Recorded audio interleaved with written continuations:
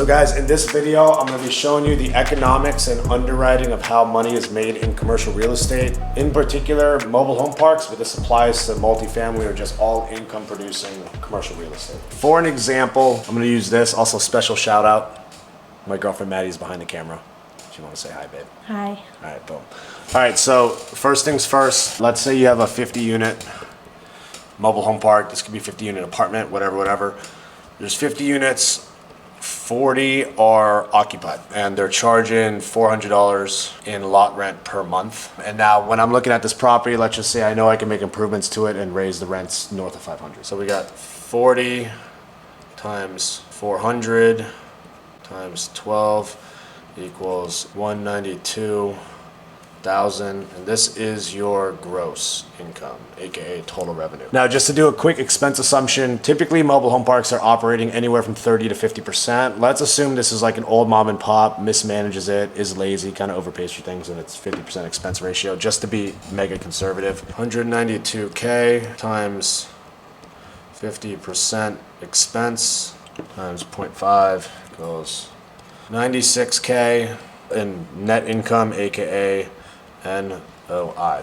Parks today, they're typically trading at 8 caps. So we're gonna take this net income, divide it by 8%, 8% cap rate, divided by 0.08. That gives us total purchase price of 1.2 million.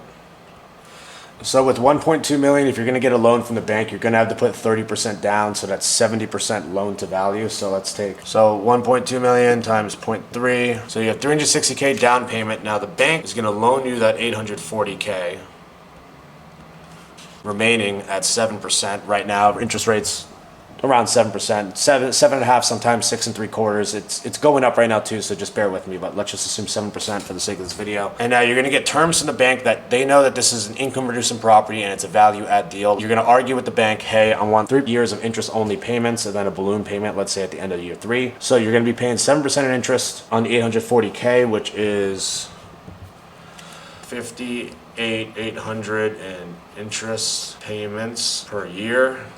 Now, the property is cash flowing $96,000 a year. Your interest payments are $58,800. This leaves you with $37,200, and this is your cash on cash returns. So that's going to be the returns on the actual capital invested, your cash on cash returns. This is why I always tell everyone you got to ignore cap rates. And then in my opinion, cash on cash returns does not matter year 1 and year 2 because you're going to be spending capital to make improvements to this park. Let's say, so your CapEx, let's go over here.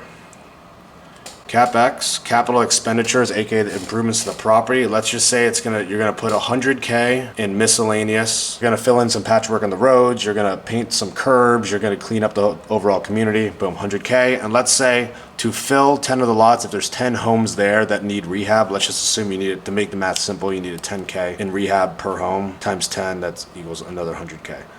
So you need another 200K in total CapEx. Now, let's go to future operations. Let's say over these 3 years now, after 3 years, you got it to total occupancy, 50 occupied, $525 a month. So what that's gonna give you is 525 times 50 times 12, 315K gross. Now, your expenses don't actually go up because your operating expenses are the same. You just increase the occupancy and the rental rate per month. So what we're gonna do though, because 3 years went by, we're gonna increase the expenses adjusted to inflation. Right now, the inflation rate is about 5%. So let's take the original expenses, which was 96,000, increase that by 15%, 5% inflation per year. Now your expenses adjusted to inflation, 110, 400. That leaves your new net income is 204,600. So at the new net income of 204,000, the exact same 8% cap rate evaluation that this property is going to trade for, that gives a total value of the property 204,600 divided by an 8 cap again. New evaluation is 2,557,500. Boom. Now, let's calculate what your returns are and everything. So at this 2,557,500, 500. Let's pay back all of our debts. So minus the principal, 840,000. Minus the down payment, 360K.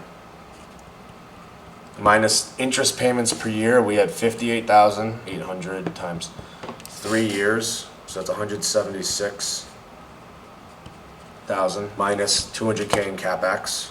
200K minus CapEx. That leaves us with 100,000. So let's calculate this all through. Our total invested is 360K. CapEx was 200K. So our total capital invested was $560,000. Our returns on that was $981,000. $981,000 in 3 years. This entire time we were also cash flowing.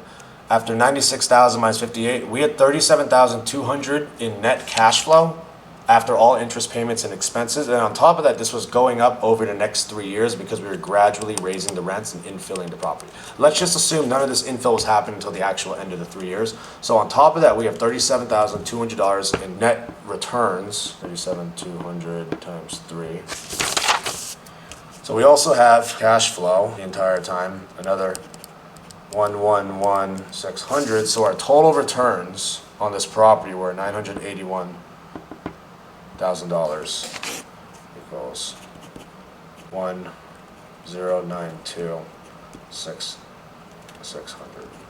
So now if we were to sell this property for the sale price of $2,557,500 after 3 years, just increasing the occupancy 10 units and raising the rents of $525 a month, we would have made on our original $560,000 investment, we would have made 195%, now divided by 3 years, because we want to do the internal rate of return. And this is why I talk about internal rate of return is always the most important. So this is 195% return on your money, total return. Divide that and internalize it by the life of the investment.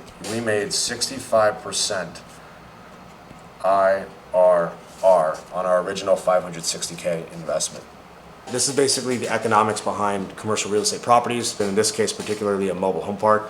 Few advantages too that I'm not talking about here. A lot of times in the mobile home park space you have older owners that own heavily mismanaged properties or properties with below market rents. So even though in this particular example we put 200K in capital expenditures to increase the rents of the property, one property I almost bought myself was a 20 unit outside of Kansas City, Missouri. And we could have raised the rents from $125 to $225 without doing a single thing to the property day one. And we would have increased the net revenue. This is the economics behind commercial real estate. Hope you guys enjoyed the video. This weekend, I'm doing a free webinar with Derek Vickers. He actually did this himself with absolutely none of his own money to start off, no experience. He's bought 2,000 lots worth over $150 million, all with investor capital, not even his own money. And I've brokered over $100 million worth of mobile home parks. So if you want to know how to find and fund your first mobile home park deal with no money down, either in the description below or my bio on Instagram, you're going to see links there. Sign up, totally free webinar, no upsell, no charge. We'll show you step by step how we both did this. Thanks for watching.